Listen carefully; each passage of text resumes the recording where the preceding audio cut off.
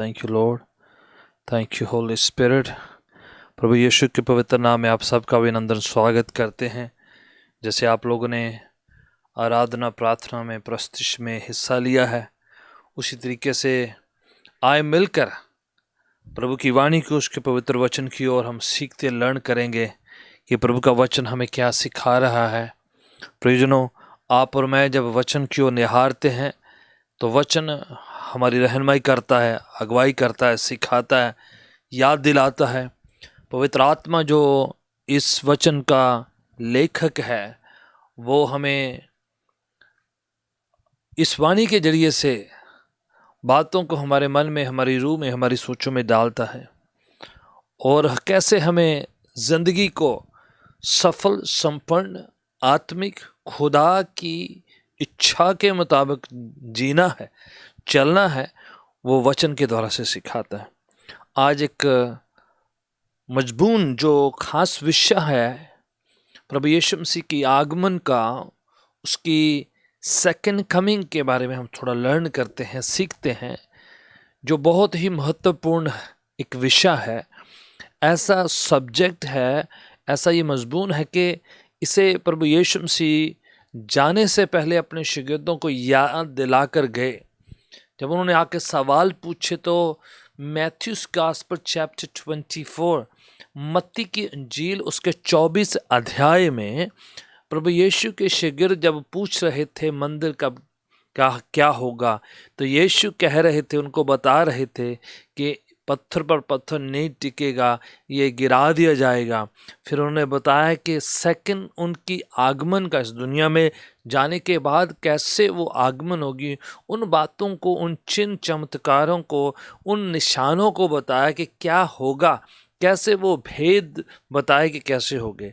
अब देखिए, ये बातें प्रभु यीशु की सेकंड कमिंग के बारे में जब हम लर्न करते हैं तो आज का न्यूज़ जो हम पढ़ते हैं या वॉच करते हैं, तो आपको और मेरे को लगेगा कि ये बातें तो हज़ारों साल पहले पवित्र शास्त्र बाइबल में ऑलरेडी हमें वार्निंग पर तौर पर और तैयारी के लिए ये पहले से बता दी गई हैं। और हमें तो अलर्ट हो जाना चाहिए कि ये बातें जैसे यीशु कह चुके थे अपने शागिर्दों को, हूबहू वैसे ही पूरी होती चली आ रही है। बताया जा रहा है मत्ती की इंजील, मत्ती रचित सुसमाचार, उसका 24 अध्याय में हम पढ़ते हैं कि यीशु कहते हैं कि जब एंड टाइम्स होगा, यीशु का आगमन होगा, तो तरह तरह के जो झूठे नबी उठ खड़े होंगे, लोगों को भरमाएंगे, बिट्रे करेंगे, बहकाएंगे, गुमराह करेंगे और गलत शिक्षाएं, गलत तालीम पेश करेंगे और जगह जगह अकाल पड़ेंगे, महामारी होगी और सूखा पड़ेगा, लड़ाइयाँ होगी ऐसी कि एक देश दूसरे देश के खिलाफ जंग का ऐलान करेगा। और यहाँ तक कि उन लड़ाइयों की अफवाहों को आप सुनेंगे, लड़ाइयाँ होती हुई देखेंगे और जगह जगह जो हैं मार धाड़ होना, बिट्रे होना, विश्वासघात होना, जो लोग रिश्तों को भूलकर जो है एक दूसरे पर के साथ जो है विश्वासघात करना। लिखा है बहुतों की प्रीत, बहुतों का विश्वास, ईमान ठंडा पड़ जाएगा। तो बड़ी बातें जो हैं ऑलरेडी आगाह करके हमें याद दिला दी गई कि एंड टाइम्स इस तरह होगा। अब जो अंत के दिन है, यीशु का जो आगमन है, उसके दो हिस्से हैं। एक हिस्से में प्रभु यीशु मसीह जो है बादलों पर दिखाई देंगे, आएंगे और कलीसिया जो है, विश्वासीगण जो है, प्रभु पर विश्वास करने वाले जो लोग हैं, निश्चय विश्वास ईमान रखने वाले जो लोग हैं, वो पल भर में आंख झपकते ही वो जो हैं ट्रांसफॉर्म होकर, रूपांतरित होकर, तब्दील होकर वो जो हैं हवाओं में प्रभु यीशु के साथ मुलाकात करेंगे, मिलेंगे उससे और खुदावन उनको उठा लेगा। और जो फिर काफ़ी लोग जो विश्वास या ईमान नहीं रखते हैं, वो ज़मीन पर लेफ्ट बिहाइंड हो जाएंगे, रह जाएंगे, बच्चे रह जाएंगे। पर ओरिजिनल विश्वास करने वाले, ईमान रखने वाले लोग जो हैं, जो एक क्षण भर में होने वाली घटना है, बादलों पर खुदावन यीशु के साथ इस्तकबाल करना, मुलाकात करना, जाकर मिलना, उस घटना को पहला यीशु के आगमन का हिस्सा माना जाता है। और उसके बाद प्रभु यीशु मसीह फिर से दोबारा से जो है कलीसिया के साथ मिलके, संतों के साथ मिलके दोबारा इस जमीन पर आएंगे और 1000 साल तक यहाँ पर जो है राज्य करेगी कलीसिया यीशु के साथ, और उस समय शैतान को बांध दिया जाएगा। पर जैसे पहला हिस्सा होता है जिसे हम कभी कभार रैप्चर वर्ड से आप लोग सुने होंगे कि हवाओं में मिलना, रैप्चर हो जाना, उठा लिया जाना, जो है कॉट अप, ऐसे जो है उठा लिया जाना, क्षण भर में से ले लिया जाना और झपट से लेके उठा लिया जाना इस दुनिया से, वो घटना है। तो ये जो सेकंड कमिंग है 2 हिस्सों में है, जैसे मैंने बताया कि एक में कलीसिया उठा ली जाएगी एक क्षण भर में, एक मोमेंट में, in a fraction of a moment कलीसिया इस जमीन पर दुनिया भर में वर्ल्ड वाइड एक ही टाइम में, एक ही वक्त में वर्ल्ड वाइड लोग जो उठा लिए जाएंगे। अब ये खुदावन डिसाइड करता है, ईमान, निष्ठा, विश्वास करने वाले जिन्होंने प्रभु यीशु पर यकीन किया उनको खुदावन उठा लेंगे। यीशु जॉन्स गॉस्पेल, यूहन्ना की इंजील उसके 14 अध्याय में कहते हैं, मैं जा रहा आपके लिए जगह तैयार कर रहा हूँ, ताकि मैं जगह तैयार करके वापस आके तुम्हें ले जाऊं, ताकि आप भी वहाँ हो जहाँ पर मैं हूँ। ठीक है। रेवलेशन की किताब जिसे प्रकाशित वाक्य या मकाशफा की किताब कहते हैं, बाइबल की आखिरी किताब, उसके पहले अध्याय में खुदावंद यीशु मसीह कहते हैं, देखो मैं जल्द आ रहा हूँ, मैं बादलों पर आ रहा हूँ। और जकरिया चैप्टर 12 उसकी 10 में लिखा है, वो हर आंख उसे देखेगी कि वो जल्द आ रहा है, प्रोफेसी के तौर पर लिखा है। तो यीशु का आगमन जो है वो one time world wide visible होगा और सबको दिखाई देने वाला है, और उसी तरीके से कलीसिया जो उठा ली जाएगी। तो ये तैयारी करने की बात कही गई है, कलीसिया को भी अपने आप को रेडी रखना है, तैयार रहना है। ऐसे भी वर्ड जो है इस्तेमाल किए गए कि जैसे दुल्हा आता है दुल्हन को ले जाने के लिए, उसी तरह कलीसिया एक दुल्हन रूपी अपने आप को तैयारी के साथ अपने प्रभु, अपने मालिक, अपने स्वामी दूल्हे के लिए इंतज़ार करती ताकि उसके साथ बादलों में उठा ली जाए। तो प्रियजनों, ये घटना है, बड़ा इम्पोर्टेंट हिस्सा है, क्योंकि अगर कलीसिया और विश्वासीगण उठा लिए नहीं जाते हैं तो एक और टाइम पीरियड की शुरुआत हो जाती है जिसे ट्रिबुलेशन या महाक्लेश कहते हैं। जैसे कलीसिया उठा ली जाएगी उसी समय एक और वक्त या एक और टाइम या इरा की शुरुआत होगी जिसे ट्रिबुलेशन या महाक्लेश कहते हैं। अब थोड़ा विचारों में कई लोगों का फ़र्क है। कुछ लोग कहते हैं कि खुदावन यीशु मसीह कलीसिया को सताव में से गुजरने के बाद जो है उठा के लेके जाएंगे। कुछ लोग कहते हैं कि नहीं, कलीसिया सताव में से गुजरेगी नहीं, खुदावन उनको सताव से पहले उठा लेंगे। कुछ लोग कहते हैं कि नहीं, कलीसिया सताव में से गुजरी होंगी और सताव कंटिन्यू हो रहा होगा, उसके मिडिल में कलीसिया को उठा लिया जाएगा। तो ये 3 विचार है। पहले को कहते हैं प्री ट्रिबुलेशन के महाक्लेश से पहले कलीसिया को उठा लेना। दूसरे विचार को कहते हैं in the middle, mid tribulation, मायना है कि महाक्लेश के मध्यम में, बीच में कलीसिया उठा ली जाएगी।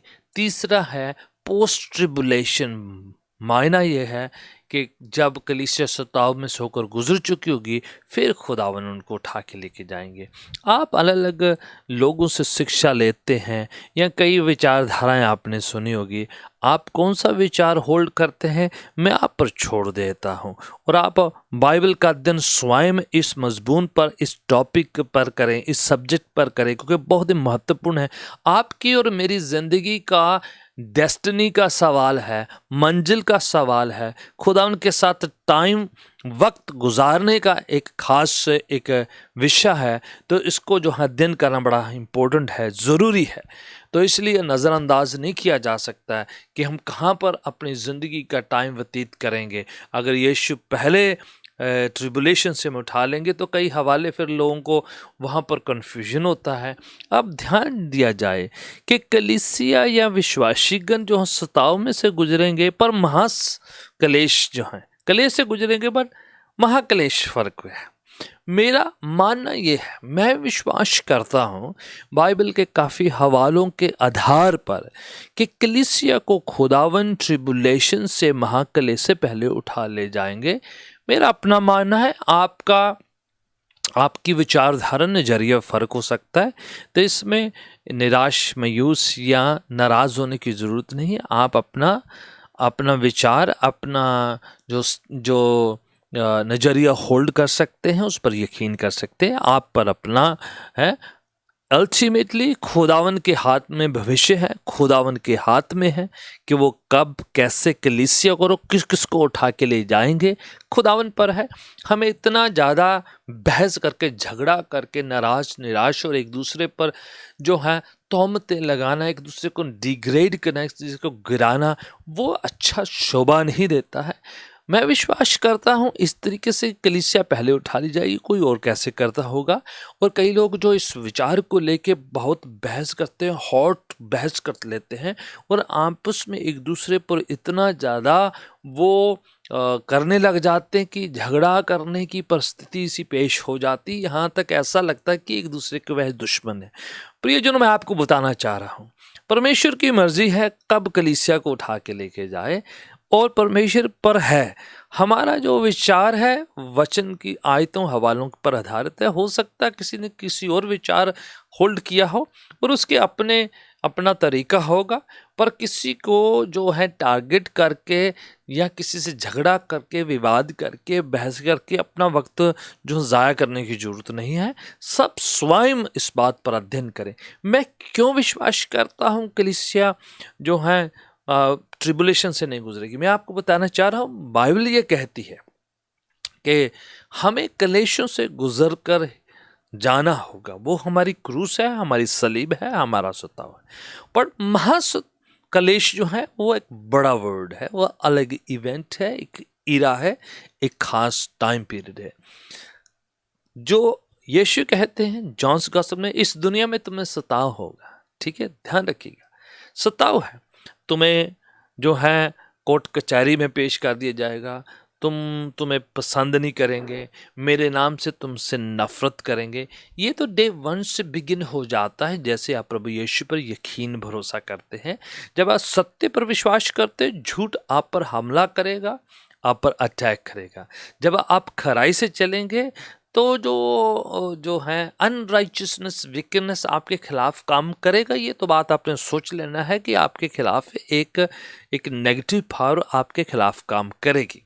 तो ये स्वाभाविक है कि आप सताव में से होकर करना। यीशु कहते हैं कि ये सकरा मार्ग है, परमेश्वर के पीछे चलना एक सकरा मार्ग है, नैरो गेट है, नैरो वे है, इसमें से कम जाते हैं। दूसरा जो शारीरिक है, गुनाह का है, वो ब्रॉड है, तो उसमें क्लेश नहीं है, खुला है, सब चल जाते हैं, आसान है, क्योंकि शरीर की अभिलाषा ख्वाहिशों को पूरा। अब ध्यान दीजिए, क्लेश होंगे, सताव होगा, परेशानी होगी, चिंता होगी, ये सब जो है हिस्सा है हमारी मसीह जिंदगी का। बट महाक्लेश अलग वर्ड है। ठीक है, परेशानियों से गुजरना, इन परेशानियों, चिंता, फिक्रों और ये जो सलीब को, अपने सताव को, इन कलेशों को महाक्लेश के साथ तुलना नहीं करना है, क्योंकि वो अलग है। क्योंकि बाइबल काफ़ी हद तक ऐसी बातों को बता रही है और आप संकेत भी होता है। रेवलेशन की किताब में जब आप पढ़ते हैं तो 3 अध्याय तक कलीसिया का जिक्र होता है, कलीसिया के बारे में बताया है। 7 कलीसियाओं को खत लिखे गए हैं, अलग अलग उनको निर्देश, हदायतें और मैसेजेस दिए गए हैं। उसके बाद 4 अध्याय की पहली पंक्ति से पढ़ते हैं कि आत्मा जॉन को कहता है अब ऊपर आ जा और वो ऊपर से सारी बातों को देखते हैं, उठा लिए जाते हैं, मतलब कि कलीसिया उठा ली जाती है। उसके बाद जितना भी जो क्लेश का टाइम है, महाक्लेश का टाइम है, सताव का टाइम है, जितने भी हमले हैं शैतान और झूठे नबी और जितने भी शैतानी ताकतों के द्वारा होते हैं, उस टाइम पीरियड में आप बाइबल में पढ़ें तो चौथे अध्याय के उस के बाद काफी हद तक कलीसिया का नाम मेंशन नहीं होता है। फिर एंड चैप्टर में जाकर होने लगता है, चैप्टर 19 के बाद देख से जब कलीसिया वापस से रिटर्न होती है व्हाइट थ्रोन जजमेंट के लिए या फिर मसीह के साथ राज्य करने के लिए, तो उन बिटवीन जो ट्रिबुलेशन का टाइम है कलीसिया का मेंशन आप नहीं पढ़ते ना दिखाई देता है। तो ध्यान दिया जाए कि कलीसिया कहाँ पर पाई जाती है, कहाँ पर नहीं पाई जाती है। और फिर देखिए पहला करंतियां में पाया जाता है कि हम पलक झपकते ही उसके साथ हमारा शरीर रूपांतरित जब बदल जाएगा, तब्दील हो जाएगा, बादलों में उठा लिए जाएंगे। एंड देन पहला थेसलोनिके 4 अध्याय उसकी 16-17 में लिखा हुआ है, मैं आपके लिए पढ़ देता हूँ। यहाँ पर इस प्रकार से लिखा हुआ है, the Lord himself shall descend from heaven, परमेश्वर यीशु स्वयं आसमान से नीचे आएंगी महास्वर्गदूत की आवाज के, तुरही की आवाज से, और जब जो मुर्दा है वो उठ खड़े होंगे। And the dead shall rise in Christ. Then we who are alive and remain shall be caught up together with them in the clouds to meet up the Lord in the air, and we shall ever be with the Lord. और जितने जीवित मसीह हैं वो तब्दील हो जाएंगे, रूपांतरित हो जाएंगे शरीरों में, और हम बादलों के साथ प्रभु के साथ मुलाकात होगी, वो मिलेंगे। तो ये जो बेस है जहाँ पर बताया गया है कि यीशु का आना बादलों पर कलीसिया को उठा के ले जाने का है। अब जो बात रह गई है कि कैसे मैं यकीन कर रहा हूँ कि ये जो कलीसिया जो है कितने हवाले हैं जहाँ पर जो कलेशों से गुजरने तो है, पर महाकलेश से जो है वो बात नहीं, क्योंकि कलीसिया पहले उठा ली जाती है, रेवलेशन की किताब बता रही है, और वहाँ पर मेंशन नहीं होता है।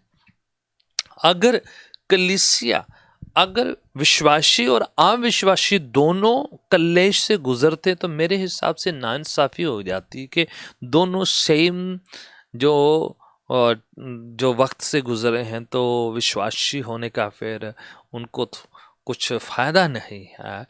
दोनों ही सेम जो है सजा से गुजर रहे हैं। अगर वो उठा लिए जाते तो काफ़ी जो टाइप्स हैं वो भी फुलफिल होते हैं।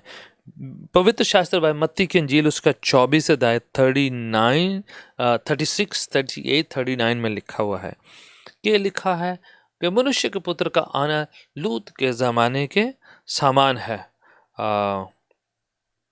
लूत के बारे में हम देखते हैं, लूत जो है वो उसको जब वो सदोम और गमोरा से किस तरह से निकाल लिया गया और उसको पहले से स्वर्गदूत लेके आगे, लूत के बारे में लूका 17 की 28 में लिखा है। लुक्स गॉस्पेल 17 वर्स 28 में लिखा हुआ है कि कैसे लूत को वहां से निकाल लिया और उसके बाद आग और गंधरस वहां पर बरसाई गई। तो देखे, उससे पहले विश्वास करने वाली उस खानदान को, परिवार को निकाल लिया प्रभु ने, फरिश्ते भेजे और लूत और उससे खानदान को निकाला बाहर।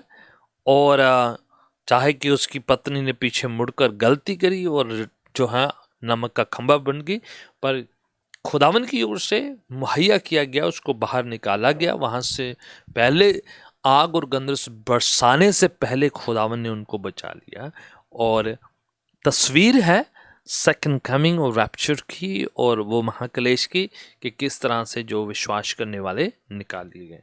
फिर लूक जो मत्ती की इंजील 24 से 37 और 39 जिसकी मैं बात अभी कर रहा था, नोआ के बारे में लिखा है कि वो समा नूह के ज़माने के बराबर होगा जब लोग शादी ब्याहों में लगे होंगे, शादी कर रहे होंगे और शादियों में अपने बच्चे दे रहे होंगे। फिर से नूह के साथ second coming of Christ connected है। किस तरह से नूह को खुदावन ने जल पड़ने से उस नाश से बचा लिया। यस, आसमान से कहर बरसा, यस, जल पड़ने आया, पानी बरसा में बरसा, तूफान आए, पानी का कहर रात खुदावन का आया, पर नूह और उसका खानदान उस रात से, उस कहर से, उस खुदावन के उस जजमेंट न्याय से वो उठा लिया, ऊपर उठा लिया गया, उसको ले लिया गया, उसको अलग कर लिया, उसको खुदावन ने कश्ती से ऊपर उठा लिया, बचा लिया। तो समझ ली, जैसे लूत को पहले निकाल लिया, फिर आग और गंधरस बरसाई, नूह और खानदान को कहर से ऊपर उठा लिया, दूसरों पर कहर आया, जल पड़ले बरसा, तो ये जजमेंट आई, न्याय आया। आप देखते हैं फिर से तस्वीर जो है सेकंड कमिंग की है। उसी तरीके हनोक की भी तस्वीर, जिसको खुदावन ने जीवित उठा लिया, वो भी तस्वीर खुदावन के साथ रैप्चर जैसी है कि किस तरह से खुदावन की कलीसिया, खुदावन के लोग उठा लिए जाएंगे। फिर रेहाब, ओल्ड टेस्टमेंट में जोशुआ के किताब में किस तरह से रेहाब जो है वो उसने लाल धागा रस्सी जो अपने घर की उस विंडो पर बांधी, और जब लोग आए तो वो बचा ली गई, वहाँ से अलग कर ली गई, बाकियों पर जो है न्याय आया, नाश किए गए, मारे गए, पर रेहाब जो है वहाँ से बचा ली गई उस लाल धागे की वजह से जो कवेनेंट को पेश करता है, बांधा गया था। फिर से तस्वीर है बचा लेने की। कहर आया, लोग नाश कर दिए गए, शहर नाश कर दिया गया, वो जरीको पूरा का पूरा जो शहर है नाश कर दिया, ख़त्म कर दिया, तबाह कर दिया गया, पर रेहाब और उसका परिवार जो है वहाँ से बचा लिया गया।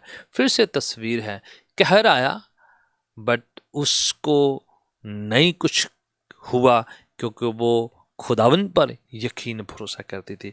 तो कितने ऐसे हवाले हैं जहाँ पर जो हैं खुदावन के लोग बचा लिए गए हैं, खुदावन ने उनको अलग कर लिया है, खुदावन ने उनको बचा लिया है।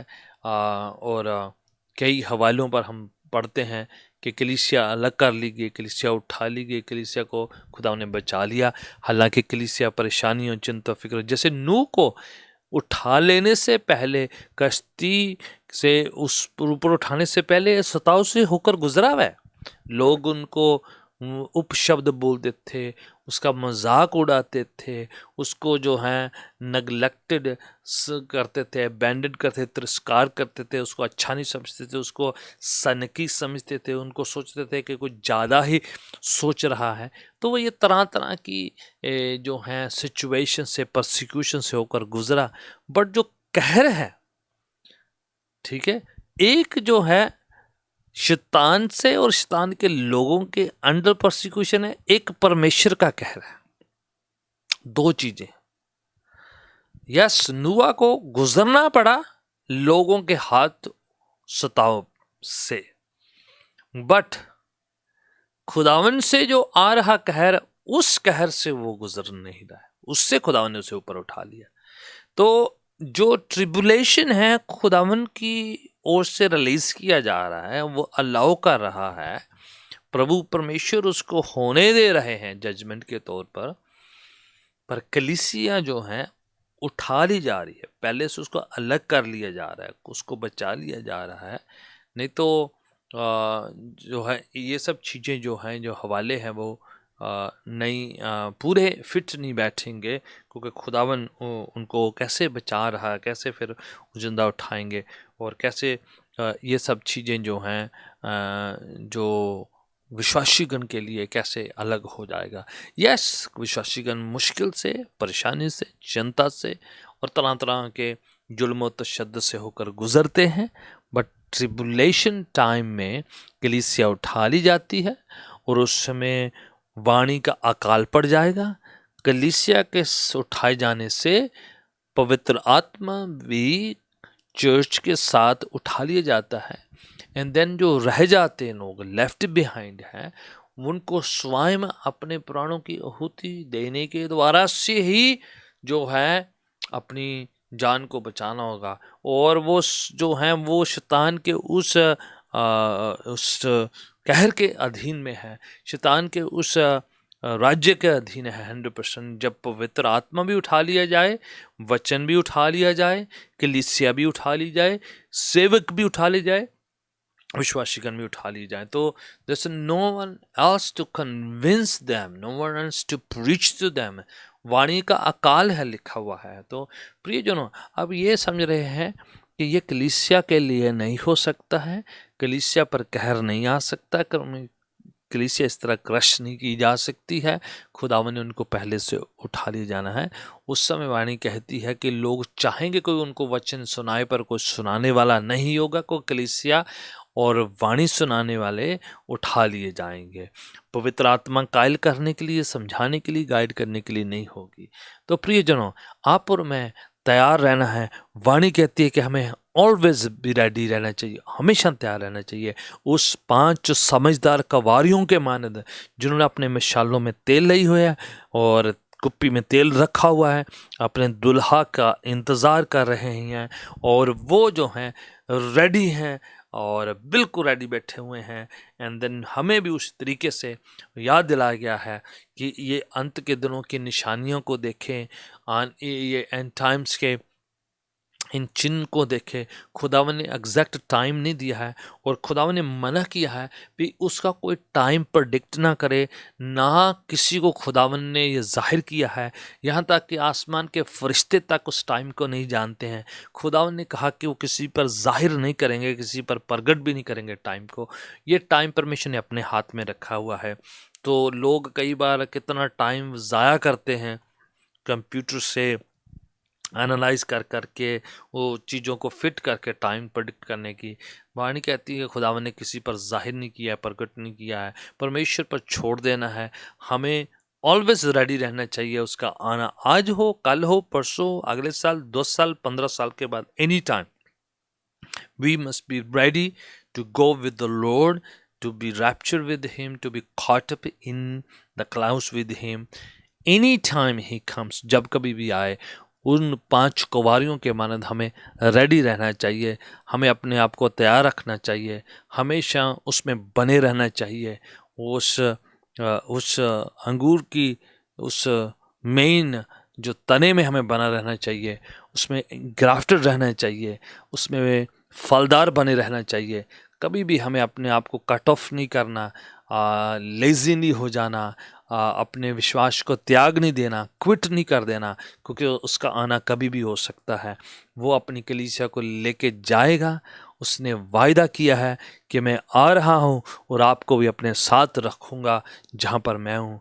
मेरे बाप के घर में बहुत से मकान, अगर ना होता तो मैं कहता मैं जा रहा हूँ आपके लिए जगह तैयार कर रहा हूँ। इसलिए आप और मैं अपनी जगह आसमानी मुकामों में नहीं बनाते हैं, प्रभु यीशु हमारे लिए जगह तैयार करते हैं। हम तो सिर्फ विश्वास निष्ठा बनाकर उसके पीछे चलते हैं, तैयार रहते हैं, उसकी वाणी पर विश्वास करते, उसकी वाणी को ऐलान करते, प्रोक्लेम करते, घोषित करते हैं, दूसरों तक बताते हैं।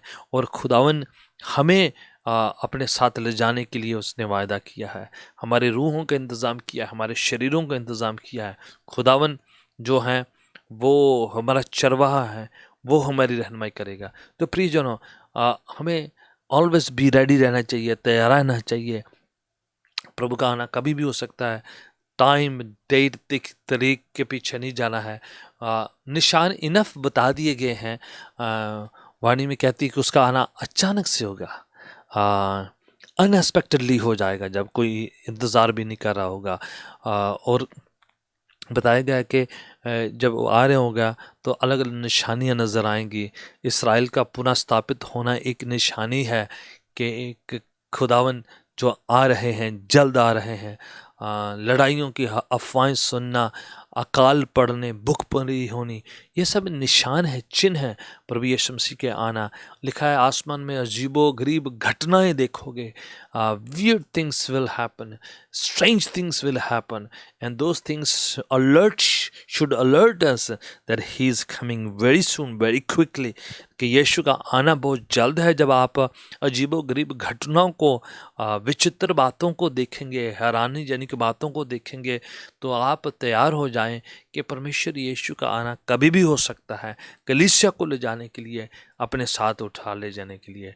हम जो हैं ऑलवेज अपने स्वयं की करनियों से नहीं, बल्कि तैयार होने के द्वारा से, विश्वास करने के द्वारा से, उसके अनुग्रह फजल के अधीन आने के द्वारा से अपने आप को तैयार करते हैं, और वह हमें अपनी कृपा, अपने अनुग्रह, अपने फजल से ले जाना के लिए आते हैं। तो हम खुद जो डिसाइड नहीं करते हैं, बल्कि खुदावन ने हमारे लिए वायदा किया है, जितनों ने उस पर यकीन किया उन सबको खुदावन ने बच्चे होने का हक बख्शा है, हमेशा की ज़िंदगी बख्शी। जॉन 3:16 में कहा हुआ है। तो हमेशा की ज़िंदगी मतलब हो कि खुदावन के साथ रहना है। खुदावन हमें हर चीज़ से बचाना है, हर कहर से बचाना, हर रहत से बचाना है, वो हमें बचाएंगे। तो प्रियजन, जहाँ कहीं भी आप पाए जाते हैं, आओ उस 5 समझदार कवारियों के मानद अपने आप को तैयार करें, रेडी रखें। उसका आना कभी भी हो सकता है। आप बीच रास्ते छोड़े ना, विश्वास ठंडा ना करें। लिखे एंड के दिनों में बहुतेरों की प्रीत या विश्वास ठंडा पड़ जाएगा, बड़े गुमराह हो जाएंगे, शैतान कईयों को गुमराह करेगा। लिखा है इवन चुने हुनों को में से कईयों को गुमराह करने की कोशिश करेगा, वो गुमराह कर देगा। तो बी अलर्ट, सावधान हो जाएं, क्यों किसी को भी गुमराह करने के लिए रेडी बैठा हुआ है, विश्वास ठंडा करने के लिए बैठा हुआ है, निराश में यूज करने के लिए बैठा हुआ है, पीछे खींचने के लिए बैठा हुआ है। आप और मैं उसकी चाल को समझना है, उसके साथ लड़ाई करना है खुदावन के हथियारों को पहनते हुए, और अपने विश्वास को पुख्ता रखना, मजबूत रखना है, मैच्योर करना है कि हम अपने विश्वास में कायम रहें, बने रहें, और कोई भी हम में से बहके ना, डिस्ट्रैक्ट ना होए, डिस्टर्ब ना होए, और कभी भी बीच रास्ते क्विट ना कर दें। बने रहे, अपने विश्वास में बने रहें। जहाँ कहीं अगर आपको लग रहा है कि आप विश्वास में कमज़ोर हैं, तो मेरी प्रार्थना है कि खुदावन का पवित्र हाथ, सामर्थ्य हाथ आपको छुए, आपको ताकत बख्शे, कुव्वत बख्शे कि आप मजबूत हो जाएं। वो उसका आना जल्द है। He is coming so quickly, he is coming back very soon. वो जल्द आ रहे हैं।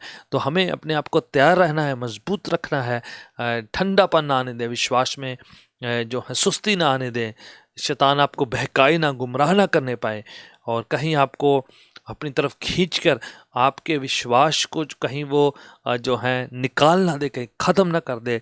आप और मैं मजबूत होना है, यकीन करना है, अपने विश्वास को एक्टिवेट रखना है, सरगर्म रखना है, बने रहना है, फल लेकर आना है, उस अंगूर की उस डाली में बने रहना है, उस अंगूर के बूटे में बने रहना है, अंगूर के पेड़ में बने रहना है, अंगूर के उस जो तने में बने रहना है, ताकि फलदार रहें, कनेक्टेड रहें, ताकि वो हमें ले जा सके। खुदावन यीशु हमें लेने आ रहे हैं। आप और मैं विश्वास, अनुग्रह, फजल के द्वारा उसके साथ जाएंगे। खुदावन आपके साथ है और हमेशा रेडी है, चाहे उसका आना आज हो, चाहे कल हो, या कुछ सालों बाद हो। निशान काफ़ी है, इनफ जो उसने कह दिया है, प्रभु ने वाणी में ऑलरेडी प्रोफेसाई कर दिया, वो निशान चिन्ह पूरे हो रहे हैं। आसमान में स्ट्रेंज घटनाएं हो रही हैं, ज़मीन पर बहुत सी चीज़ें हो रही है, बहुत सी बातें जो उन्होंने कहा वो पूरा हो रहा है, और आप हर जगह पर उन बातों को अपनी आँखों देखे पूरा होते हुए देख रहे हैं। So this should remind us that Bible is being fulfilled, the verses of the Bible are being fulfilled in your very own eyes. खुदावन आपको तैयार करे। अगर आप में से कोई कमज़ोर हो रहा है, ठंडा हो रहा है, may the Lord help you to be strong in the Lord, rooted in His word, grounded upon the word of the Lord। आप किसी भी बात में बहकाए ना जाएं, ना डिस्ट्रैक्ट हों। मेरी प्रार्थना है, let me pray for you and with you right now. Father, in the name of Jesus Christ, प्रभु यीशु के नाम से मैं प्रार्थना करता हूँ, जितने अजीज़ इस प्रोग्राम को वॉच कर रहे थे, मेरी प्रार्थना है खुदावन ईमान में मजबूत हो, शरीर में चंगाई पाए, बीमारियाँ कमज़ोरियाँ छोड़ के जाती रहे। और मेरी प्रार्थना के कोई भी शैतान के चुंगल में या उसके बहकावे में आके अपने विश्वास को त्याग ना दे, छोड़ ना दे, क्विट ना कर दे, बने रहें, बरकरार रहें, गर्म जोशी के साथ तेरे में आगे बढ़ते रहें। खुदावन उनकी हाथों की कमाई में बरकत हो, शरीर में बरकत हो, ज़हनों में शांति, सकूनियत हो, रूहानी तौर पर तैयार, अलर्ट रहें और कोई भी चीज़ उनको डिस्टर्ब करने ना पाए। प्रभु यीशु के नाम से मैं तेरी आशीष का ऐलान करता हूँ, शांति का ऐलान करता हूँ, कृपा का ऐलान करता हूँ, बरकत का ऐलान करता हूँ, शिफा का, चंगाई का, रहमो फजल, कृपा, मेहर का ऐलान करता हूँ। छू ले खुदावन, ब्लेस करे, हील करे, चंगा करे, विश्वास से भरे, निराशा जाती रहे, मायूसियाँ जाती रहे, कमजोरियाँ जाती रहे, इन्फेक्शन, इन्फ्लेमेशन जाता रहे, शरीर में से सारी बीमारी, कमजोरियाँ छोड़ के जाती रहे। यीशु के पवित्र नाम से मैं प्रार्थना मांगता हूं। In Jesus name we pray, amen, hallelujah. The Lord bless you all. खुदावन आप सबको बहुत बरकत दे। खुदावन में बने रहे, वचन में बिल्कुल जड़ पकड़ते रहे, यीशु की आगमन के लिए तैयार होते रहे और हमेशा अपने आप को उसके आने की इंतजारी में अलर्ट रहें, सावधान रहें। खुदावन आपके साथ है। खुदावन आपको बहुत बरकत दे। God bless you. जल्द फिर अगले प्रोग्राम में आपके साथ मुलाकात होती है। God bless you all.